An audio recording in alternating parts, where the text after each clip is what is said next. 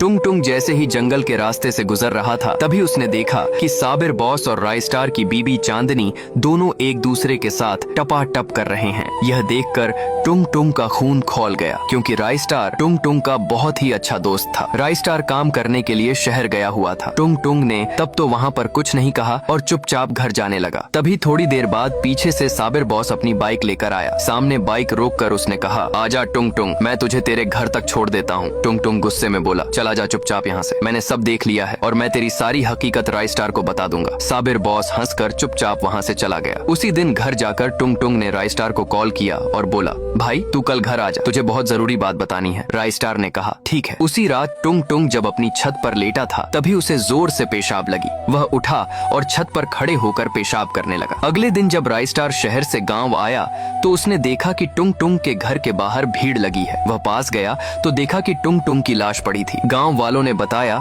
कि रात को यह छत पर खड़े होकर पेशाब कर रहा था, तभी पैर फिसल गया और यह छत से नीचे गिर गया जिससे इसकी मौत हो गई। राइस्टार उसकी लाश के पास जाकर फूट फूट कर रोने लगा क्योंकि टुंग टुंग उसका बहुत ही अच्छा दोस्त था। धीरे धीरे समय बीतने लगा लेकिन अब राइस्टार उदास रहने लगा। न वह ठीक से खाना खाता था और न ही अपनी बीवी पायल से सही से बात करता था। एक दिन पायल कुछ दिनों के लिए मायके चली गई। उसी रात जब राइस्टार अपने बिस्तर पर लेटा था तभी उसे टुंग टुंग की आवाज सुनाई दी। वह झट से उठा तो सामने देखा कि टुंग टुंग की आत्मा खड़ी है। टुंग टुंग रोते हुए बोला, भाई मेरी मौत छत से गिरने की वजह से नहीं हुई है। जिस दिन मेरी तुझसे फोन पर बात हुई थी उसी रात साबिर बॉस और पायल ने मुझे मारने का प्लान बना लिया था क्योंकि जब मैं जंगल वाले रास्ते से गुजर रहा था तब मैं इन दोनों को एक साथ गलत काम करते हुए देख लिया था। उन्हें डर था कि मैं उनकी सच्चाई तुझे बता दूंगा। जब मैं छत पर था तभी साबिर बॉस चाकू लेकर आया और मुझ पर हमला कर दिया। जब मैं अधमरा हो गया तब उसने मुझे छत से नीचे फेंक दिया ताकि सबको ये हादसा लगे। और आज भी तेरी बीवी मायके नहीं है बल्कि साबिर बॉस के साथ ओयो होटल में है। इतना कहकर टुंग टुंग की आत्मा गायब हो गई। अब राइस्टार सारी सच्चाई जान चुका था। उसके सिर पर खून सवार हो गया और वह निकल पड़ा ओयो होटल की तरफ।